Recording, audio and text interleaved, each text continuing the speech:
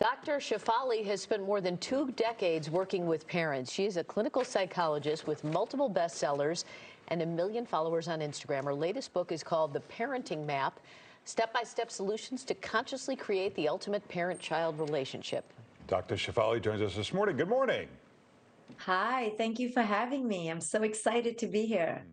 One of the first insights is to connect with your children, don't control them. And perhaps some parents have difficulty distinguishing between the two of those.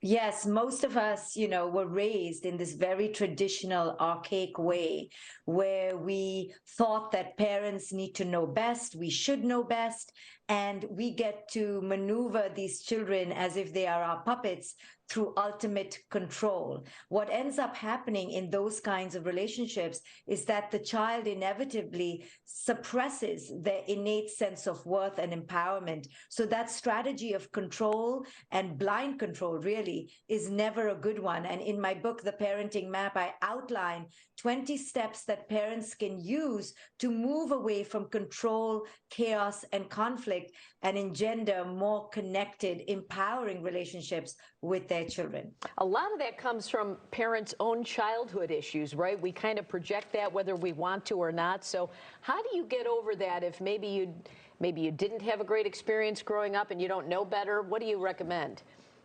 Well, you have to cultivate becoming a conscious parent. A conscious parent isn't just born. I wasn't born one. I had to cultivate the skills because I saw how my emotional baggage from childhood was impacting my relationship with my child. And this happens with most parents, where we unconsciously raise them in ways that we were raised. So, for example, if we grew up with a lot of shame around certain parts of ourselves, we inevitably suppress those parts. And then when we see it arising in our children, it drives us crazy because it is a part of us that we haven't accepted in ourselves. And we keep doing this. And as a psychologist, I see it being done over and over again. And so this leads to the issue of discipline and punishment. Where are parents making mistakes there, and what should we be doing differently? Well, most of the things we call discipline is just really lazy and terribly unconscious parenting, because those archaic methods of discipline, fear, shame, control, blame, punishment, really never work, and they're never sustainable in the long run. They inevitably lead to the child feeling oppressed.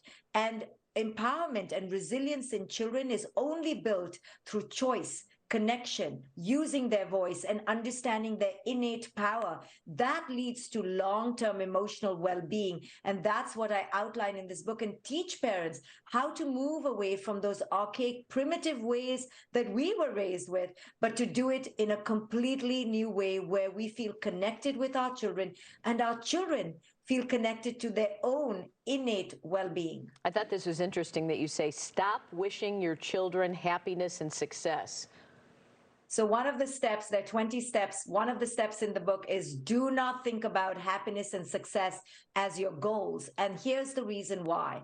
When we micromanage our children's moods, to be happy, then we actually teach them to be uncomfortable with all the myriad of other emotions. And actually that cripples them and creates fragility, because anytime they feel any discomfort, they feel like that's a bad emotion to feel, and that ups their anxiety. So it is with success. We measure success through such narrow metrics and end up pigeonholing our children and causing great anxiety in them when they don't meet those standards. So let me give you a harmless, common example.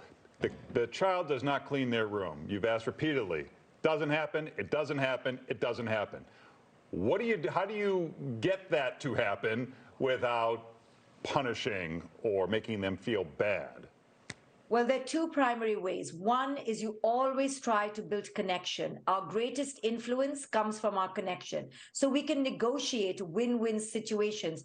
Okay, this is what I want, but this is what you want. Let's negotiate. The other way is through the power of natural consequences.